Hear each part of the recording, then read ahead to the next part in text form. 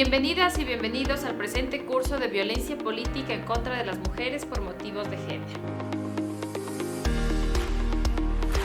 Si bien la violencia política existe, desde que las mujeres han formado parte de espacios organizativos, político-electorales o sociales, o desde que han pretendido ejercer o han ejercido un espacio de poder, su conceptualización y legislación es reciente.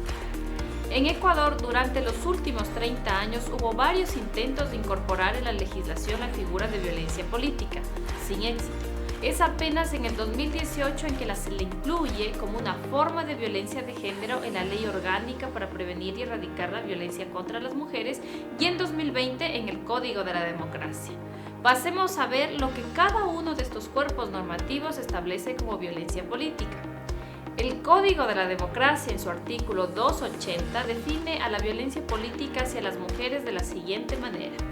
Violencia política de género es aquella agresión cometida por una persona o un grupo de personas, directa o indirectamente, en contra de las mujeres candidatas, militantes, electas, designadas o que ejerzan cargos políticos, defensoras de derechos humanos, feministas, lideresas políticas o sociales o en contra de su familia. Esta violencia se orienta a acortar, suspender, impedir o restringir su accionar o el ejercicio de las funciones propias de su cargo o para inducirla u obligarla a que efectúe en contra de su voluntad una acción o incurra en una omisión en el incumplimiento de sus funciones, incluida la falta de acceso a bienes públicos u otros recursos para el adecuado cumplimiento de sus responsabilidades.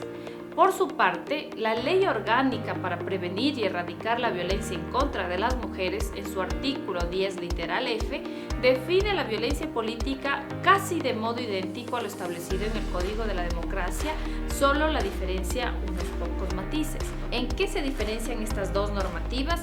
La diferencia radica en el alcance que cada una de estas tiene para la protección de los derechos de las mujeres víctimas de violencia política, y es sobre ello lo que se profundizará en este curso.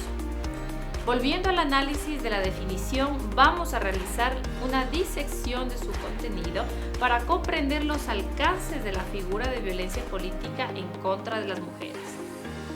Ustedes podrán observar la definición nuevamente en pantalla y como vemos, vamos a hacer un análisis en detalle. ¿Qué es violencia política? Una agresión.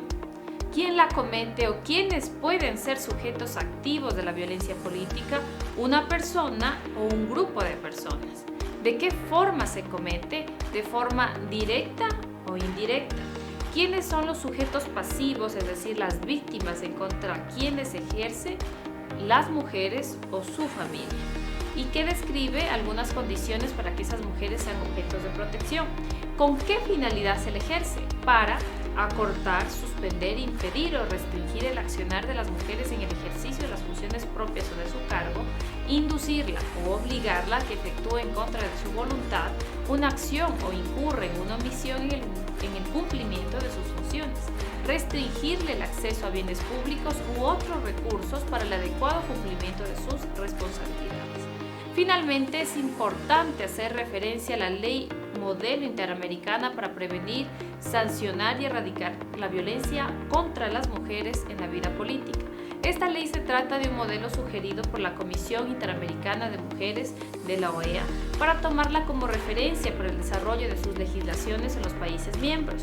No es un instrumento internacional, por tanto, no tiene valor jurídico, pero vale la pena revisarla. La ley modelo dice que debe entenderse por violencia política contra las mujeres cualquier acción, conducta u omisión realizada de forma directa o a través de terceros que basada en su género cause daño o sufrimiento a una o varias mujeres y que tenga por objeto o por resultado menoscabar o anular el reconocimiento, goce o ejercicio de sus derechos políticos. En el segundo inciso menciona que la violencia política hacia las mujeres en su vida política puede incluir violencia física, sexual, psicológica, moral, económica, simbólica u otras.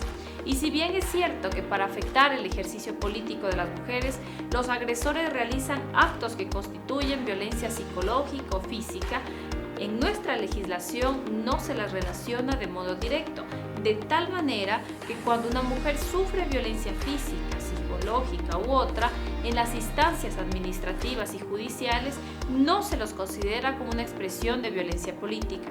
Parte de la confusión proviene que estos tipos de violencia física, psicológica, sexual, están tipificados en la legislación penal, sin referencia que puedan constituir manifestaciones de violencia política, por lo que se niega pretensiones a las víctimas al considerarlas de manera distinta.